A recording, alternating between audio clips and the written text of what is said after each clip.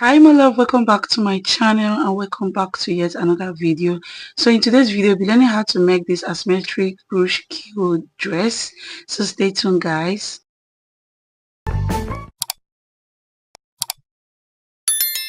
I started off by folding my pattern paper in two places. I folded it, then the next thing I did was just to take in my starting point line. I do that in literally on my video, so go ahead and do the same. So I went in to take my shoulder measurements, and go ahead and take your own shoulder measurement, and the next thing I did was just to mark at 1 inch from that end for my slope, and I also take out 8.3 for my sleeve. So if you don't know how to take that measurement, I have a detailed video on how to take your body measurement, and also I have a video on how to create a basic bodice. Please go ahead and watch that video in order to understand better. So I went in to take my waist measurement, but at this point what I did here was, instead of you to sew in with the dart allowance, that's for the back and the front to be the same, I took in the waist measurement that I used for my back as my actual waist measurement. Then my hip measurement I took 10 inch. I don't know if you understand there, but as we go further, I'll also explain the reason why we did it so go ahead and do the same. So if your back measurement is 16, go ahead and do the same and mark it there. Instead of using like 18 for your waist measurement, you can use 16. So that means you have to use your upper waist measurement. That's what I'm trying to say. So I went in to connect those lines like so. I'm going to now impute my body measurement. My circumference divided by 4. So first of all, I'm going to take in my shoulder measurement down to my chest point. I'm going to connect that line in order to create my sleeve. So I'm going to connect that line like so. So go ahead and do the same. So the next thing I'm going to do is to take my chest measurement. Like I said, I'm going to create my chest measurement divided by 4, and I'm going to place it like so. And I'll do the same thing on that bust point, and I'm still going to do the same thing. My waist measurement divided by 4. I'm going to put it on my waist, and my hip measurement divided by 4. I'm also going to put it there. So please go ahead and put your own measurements there, like whatever is your measurement, just put it on that part. So I'm gonna go ahead to connect those lines. So don't mind the fact that that other one is out. It will not in any way affect your measurement. So I'll go ahead to label this my chest line and my bust line, and also my waist line and my hip line. So I'll go ahead to create my neck measurement. So I'm going to go in with the measurement of 4 inch by width and length. So I'm going to mark 4 inch on both sides, and I'm going to curve the line like you see me doing in this video. So go ahead and do the same on your own end. I'm going to curve like so, and from that slope that we have 1 inch, I'm going to also connect that shoulder slope to that end. And the next thing I'm going to do is to take my measurement from that part that we have. I'll divide it by 2, and I'm going to mark the line like so, and I'll go in by ½ inch on that end, and I'm going to connect both lines like so in order to get my sleeve measurement. So go ahead and do the same for your own, and at the same time make sure that you're having something like this, if that makes sense. So I go over there on my bust point to mark 4 inch and also 2 inch from this end. I'm not going to eliminate that line. I will show you guys why we proceed, because we've already eliminated the darts by using the upper waist. So we've already eliminated, so there will not be budges on that end, but I'll show you guys why we proceed. So I went in to connect those lines from that to connect my hip downwards. So now the measurement of this dress that I want to make, I want to use 50 to 52 inches, depending on, I want it long, but I don't know if my fabric is enough. But at this point what I have is 35.5. I'm going to make sure that I connect extra 15 inches, probably 50 inches for this measurement. So 35 plus 15 inches minus 15 is going to give me 15 inches. So that's what I'm going to add extra to the paper that I'm going to use to join that part. So the next, I'm going to use this tracing wheel to trace this darts allowance, which is not needed, like I said. Then I'll cut this out. Then afterwards, I'm going to cut it out like so. So go ahead and do the same for your own. And I'm going to open up like this, and I'm going to trace back the dots that I have for the other part. I'm going to trace it back like you see me doing in this video. So go ahead and do the same. Afterwards, I'm going to go ahead to work with the shoulder. So I took off 1 inch from that part, and what I have left is almost 3 inches. I'm going to just take that part out, but before I don't want the shoulder to be gaping, and that's why I have that line there. So I divide what I have there by half. So I'm going to divide the shoulder by half first, then I'll connect it from that point. That was why I make that line like so. I want to eliminate bulges from that end. I don't want it to be, I don't know, I'll just see if I can have a picture like that and show you guys. So I'll take off ½ inch from that end, and I'm going to connect like you see me doing. This will also help the dress to sit properly on your body. So go ahead and do the same. It will not affect your body measurement. So go ahead and do the same. Take off ½ inch from that end, and I'm going to connect like you see me doing in this video. So I'm going to take it off like so, and I'll also do the same thing on both sides. So afterwards, I'm going to go ahead to take off the 1 inch that I said I'm going to take out, and I'll do the same thing on the other side of the pattern. And I'm going to connect those lines like you see me doing in this video. I'm going to connect the lines like so. So go ahead and do the same, and I will do it on both sides of my pattern. I'll connect that line like so. So go ahead and do the same, and I'll just go ahead to cut it out like you see me doing in this video. So the next thing I've done was to join the down part of the dress to complete it to 51 like I told you guys. So in case if you want it, this should be like a middle dress for me. So depending on how you want the length of your dress to be, you can add more. So mine, I'm going to use 51 for the measurement of this dress. So what I'm going to do next is to find out, because this pattern is for both the front and the back of my dress. So what I did was just to measure out like 6 inches from that end, because looking at the picture you notice that it has slants on one side of the dress. So I marked out 6 inches from that end, and I'm going to connect that line like so. So just go ahead and do the same for your own pattern. So I'll just connect those lines like so. So I'll go ahead to cut that out, and this will be the length of my dress. Like we have one shoulder slanted dress. If you watch the picture of the video, that's what we have. So the part that is longer is where the keyhole is going to start from. So from my waist measurement, I'm going to connect that line like you see me doing in this video, and this is my waist measurement. So I'll go ahead to measure the length I want. I wanted to use 3 inches for the keyholes, but I end up changing my mind because I feel like I wanted it to be more obvious, so I end up using 3.5. So for the keyhole, depending on how you want it, you could use 4 inches and you can use 2 or 2.5, depending on how you want it, but mine I use 3.5 for my keyhole. So I'm going to go ahead to connect it like you see me doing in this video. So go ahead to connect yours like so. So from my bust point, I'm going to cut in order to eliminate this new dot that I have here.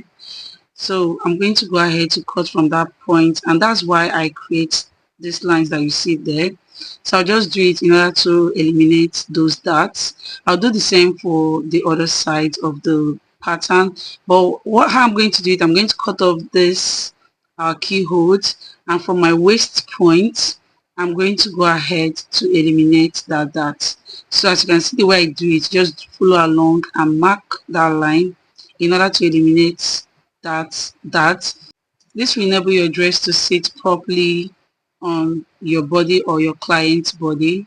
So afterwards I'm going to go ahead to take my new shoulder measurements. What I did there was just the measurement I took was 2.5 inches. So I'm going to mark that line like so, and I'm going to connect, like try to create a curve on that part. So I'm going to connect those lines like you see me doing in this video. I don't have a curved ruler for that, so I'm going to use my hand to curve that line like you see me doing. So go ahead and do the same for yours. Try to create a curved line And I assure you, since you will eliminate these darts, your dress is going to sit properly on your body. So try and create, first of all, eliminate the darts and, create your curve. Your dress will sit properly on you. After I'm satisfied with what I have, I went in to cut it out. And now I'm going to go ahead to slash and spread the pattern in order to get the ruche. So this is how I'm going to slash. For this part, I'm going to slash and open straight. I'm going to slash and open straight from this part. So just watch and see as I, create this part.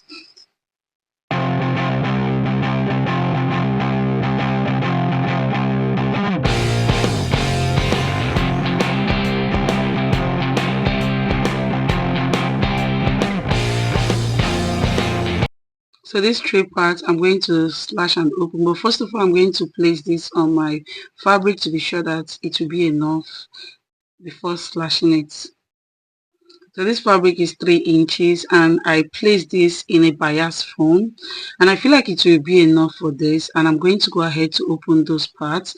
So I'm going to close these darts in order to, create more. So I'm going to go ahead to create one or two lines that I'm going to slash and open. So just watch as you see me doing this and just do the same thing. Just do what rocks your boat, and I assure you, if you're following through this point, you will arrive at the same result. So you can just take your time and do the same thing. So I'm going to go ahead to place this on my fabric and I'll show you guys what we have.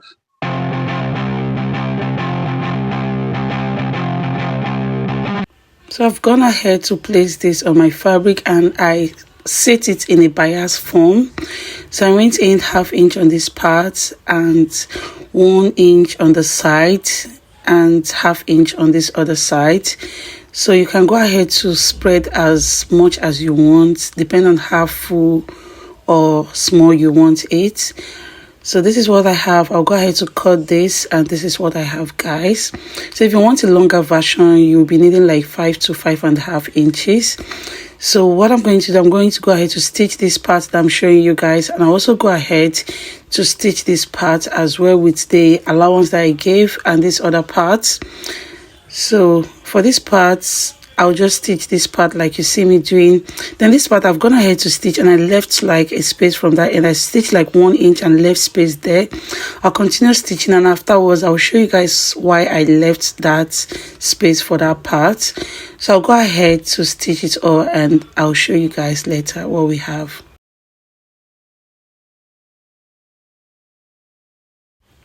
So I've gone ahead to stitch that part, and for that part that I said I left 1 inch, I'll tell you this is the reason why we left this space. So my rope will come out from this end. So try to stitch and leave that part. Then I take the measurements of both the neck, the sleeve area, and that's this thing keyhole area, and I'm going to cut in bias form for the folding of the keyhole and the neck areas, and also for the sleeve area. And afterwards I'm going to cut it in 2 inches or 1.5. I use 1.5, and I'm going to cut it out, and also cut a straight long stream of rope. I'm going to go ahead to stitch that rope. This will be for my keyhole, and I'm going to show you guys why we left that space. This is where the rope is going to come out from, so that's why I left that place opening at the down part of the dress. So make sure you left an opening there where this rope is going to come out from. So I'm going to go ahead to take my bias, and I'll place the right side facing the right side. Then I'll sew till I get to the end part, and I'll flip it, and after I'm done flipping it in, I'll sew again. So this is what like I explained earlier on. I'm going to place the bias, the right side facing each other, and I'm going to, stitch from one end till I get to the end of the circle that we created, the keyhole circle that we created. So this is just, I try to flip, like fold that bias inward before I sew. I'm going to place the right side facing the right side of my dress, and I'm going to stitch it with 1/2 inch allowance. I'm going to stitch round, and when I get to the end, I will also join if it's not enough till I get to the end of the dress. So I also do the same thing. What I'm gonna do is like I flip and also flip again. I'll just fold it and also fold again, then I'll stitch till I get to the end of the dress. So that's just it, and I'll go ahead to do the same. I'm going to go ahead to fold and also fold again, then I'll stitch from one end to the other till I get to the end of it. So go ahead and do the same for yours. Like when you fold it, you also fold it again and stitch, depending on the allowance that you give. Know fully well that your rope is going to come out from that end, so you have to create a space that will be enough for the rope to pass through. So you stitch carefully till you get to the end. So that's what I did here. And at this point, guys, if you're here to subscribe to my channel, please subscribe to my channel and like this video and share this video to someone that you think this video will be of help, and turn off your notification bell so you know when I post new video. So this is the space where my loop is going to come out from. So I put my rope from that end and I'm going to bring it out from that end. So this is it, guys. Just take your time and put your rope there and bring it out from that same place.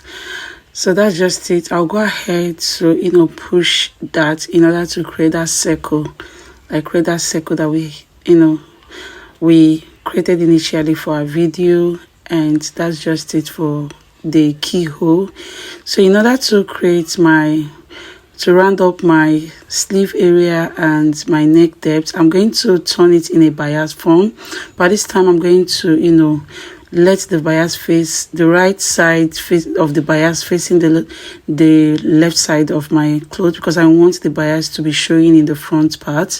I'm going to do the same thing that I did. I'm going to sew around and also flip it out like I did for the other. As we are making the keyhole, I'm going to fold and also fold again, and I'm going to stitch like we did when we are making the keyhole. So go ahead and do the same. When you place it, after you're done joining it together, you just stitch. And what you're going to do, I know this is not clearer because my camera is not really fixing, but it's just very easy, just for you to fold twice, fold and fold again, then stitch till you get to the end of the point. And I'll do the same thing that I did now to the sleeve area, and I'm literally almost done. So the next thing I'm going to do is to do the same thing to the sleeve area of this dress.